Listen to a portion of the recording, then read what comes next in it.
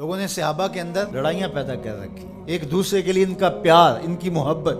حضرت علی المرتضیٰ اور حضرت سیدنا صدیق اکبر رضی اللہ تعالیٰ عنہ جا رہے ہیں کہ آگے امام حسن کھیل رہے ہیں، تو حضرت صدیق اکبر رضی اللہ تعالیٰ عنہ امام حسن کو اٹھا کر کے اپنے کندھوں پہ بٹھا لیتے ہیں اور ساتھ بولتے ہیں کہ اے حسن تو حضور کے مشابہ ہے، علی کے مشابہ تو نہیں ہے۔ اور حضرت علی المرتضیٰ رضی اللہ تعالیٰ عنہ تبسم کرتے چلے جا رہے ہیں، مسکراتے چلے جا رہے ہیں۔ ان کی تو محبت اور پیار کی کہانیاں تھیں۔ ابو بکر و علی کو آپس میں مقابل کھڑے کرنے والے سوچ یہ اسلام کے خلاف گہری سازش ہے۔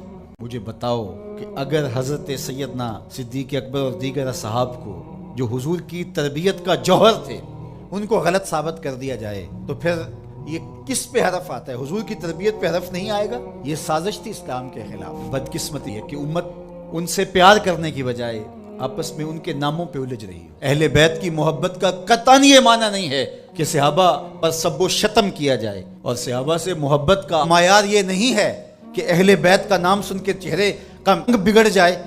ہم صحابہ کو بھی مانتے ہیں، اہل بیت کو بھی مانتے ہیں، اس لیے کہ یہ دونوں مشکات نبوت سے پھوٹنے والی کرنیں ہیں۔ اور کسی نے کہا کہ اہل بیت اور صحابہ ہماری آنکھیں ہیں، تو معترض نے کہا دائیں کون سی ہے اور بائیں کون سی ہے؟ اس نے کہا آنکھیں دائیں بائیں نہیں ہوتی، آنکھیں ایک ہی ہوتی ہیں۔